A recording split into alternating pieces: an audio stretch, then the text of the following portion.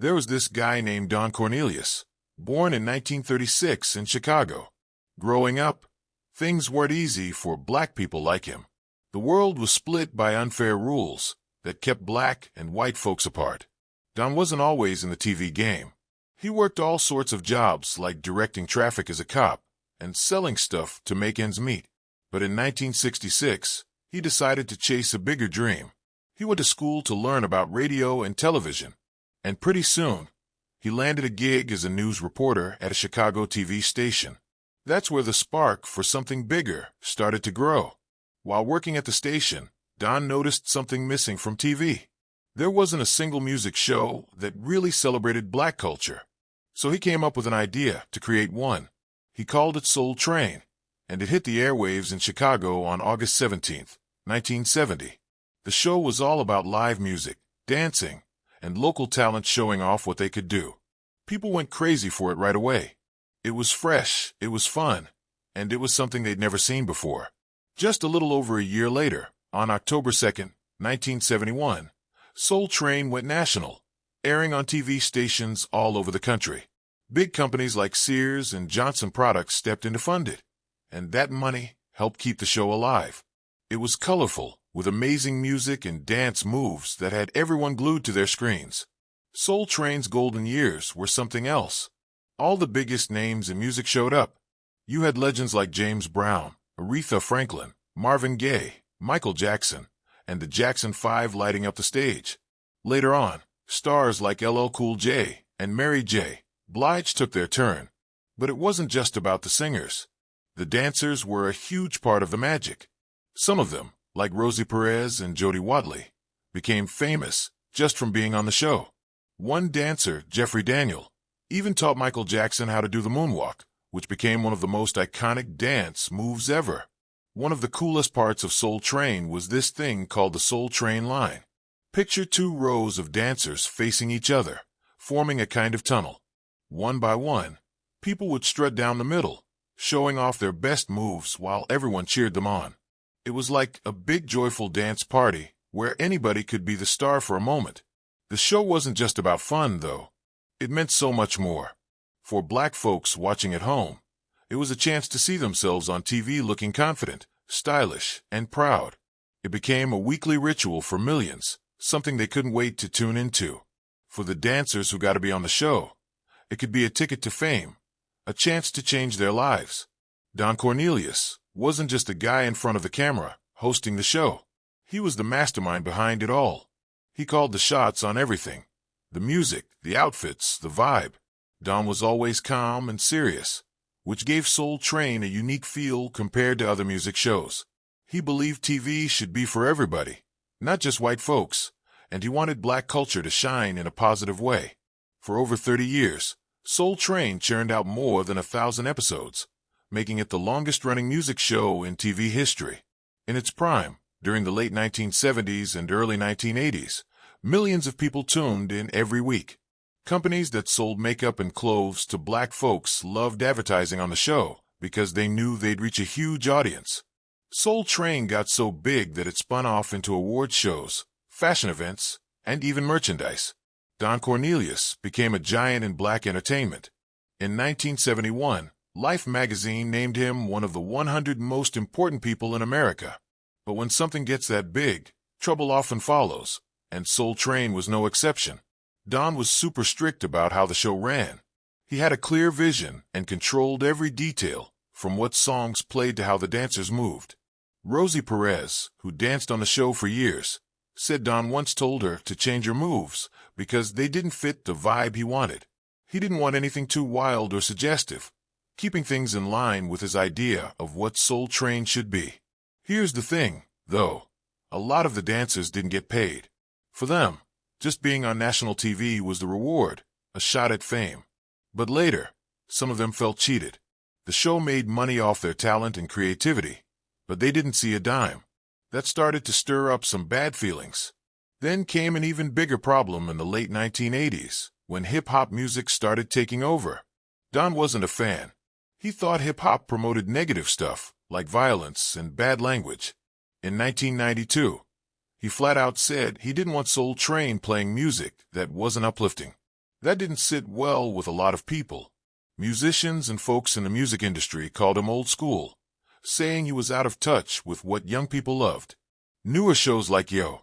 MTV Raps and BET's Rap City leaned hard into hip-hop, playing the songs Soul Train wouldn't touch. Big names like Tupac, Nas, and Snoop Dogg barely showed up on Don's show. So younger viewers started flipping the channel. With Soul Train sticking to its old ways, its audience shrank. In the early 1980s, over 4 million people watched every week. By the early 2000s, that number dropped to about 2 million. TV stations started pushing Soul Train to less popular time slots or swapping it out for newer shows. In 1993, Don decided to step down as host after 23 years. New hosts like Maestro Clark, Shamar Moore, and Dorian Gregory tried to fill his shoes, but none of them had that special spark Don brought. The show tried to freshen up with a new stage, different hosts, and even some hip-hop artists, but it just didn't feel the same. It started to seem outdated compared to the slick new music shows popping up. Between 2003 and 2006, Soul Train made fewer episodes each season, and a lot of the crew jumped ship for other jobs. Making the show was expensive, and with fewer people watching, the companies funding it started questioning whether it was worth it. Don himself stopped showing up at public events and barely talked to the press. The show that had once been his pride and joy felt like a relic of the past. Even though Soul Train kept airing, it didn't have the same pull anymore. New artists weren't clamoring to perform, and dancers didn't stick around long. Then in 2006, something went down during the filming of what would be the final episode. It was supposed to be a regular day on set in Los Angeles, but people who were there said it felt off from the start. The crew was swapped out at the last minute. The guest list was a mess, and nobody seemed to know what was going on. Some folks said Don Cornelius was there lingering backstage, even though he wasn't officially involved anymore. Those who knew him well could tell he wasn't happy with how far the show had strayed from his original vision. The episode was supposed to feature a young hip-hop artist, but things didn't even get rolling until almost an hour late because the artist's managers were arguing with the crew. A former staff member said the performance included stuff, dancing, outfits, visuals, that went way beyond what Soul Train was about. It was too edgy, too far from the family-friendly image Don had always insisted on. Things got so bad that Don reportedly stopped the shoot and called an urgent meeting with the companies that got Soul Train on TV stations nationwide. One of those companies, Tribune Entertainment, pulled out soon after. Without their support, Soul Train couldn't keep broadcasting across the country. Within 3 weeks, more than 40% of the local stations that aired the show dropped it. There was no big announcement, no farewell episode, just silence. The Soul Train website stopped updating. Networks filled its time slot with other shows, and the production schedule was canceled for good. Word started to spread that this one unaired episode was the nail in the coffin. Even though it never aired, some footage from that day still exists, held by former staff. Fans on social media started calling it a cursed performance, piecing together rumors about what went wrong. That episode didn't just ruin one day. It marked the end of one of the most iconic shows in TV history. The fallout went deeper than just losing the show. It tarnished the legacy Don Cornelius had spent his life building. After Soul Train went off the air, the media barely mentioned it, and Don refused to talk about what happened.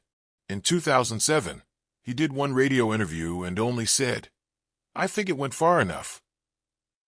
After that, he pretty much vanished from the public eye. Many felt he was heartbroken, betrayed, and defeated by a show he no longer recognized. Former dancers and performers started speaking out.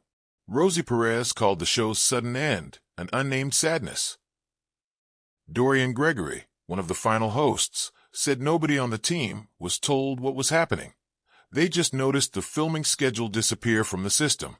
Reporters started digging into the mystery. A 2008 article in Vibe magazine said Soul Train didn't end because of low ratings, but because the trust between the people making the show had crumbled. The Soul Train Awards, which started in 1987, kept going, but got handed over to BET in 2009. The new awards had a modern vibe and barely nodded to the show's glory days, which left longtime fans feeling like a piece of their culture had been erased. Meanwhile, old Soul Train episodes started popping up online. People uploaded grainy VHS recordings from the 1970s and 1980s to YouTube, and those clips racked up millions of views. A whole new generation of fans, kids born after the show ended, fell in love with its music, fashion, and energy. But the final years, especially the messy 2000s, stayed mostly under wraps. Don Cornelius faced personal struggles after the show ended.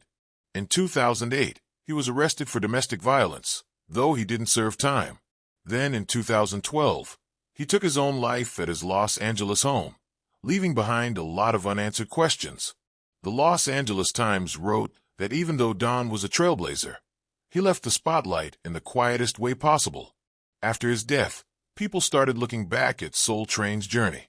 Some called it a broken legacy, while others said it had done its job and just faded naturally.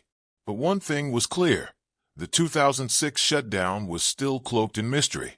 Some called it the Soul Train curse, not because it was supernatural, but because it captured the uneasy feeling of how it all ended.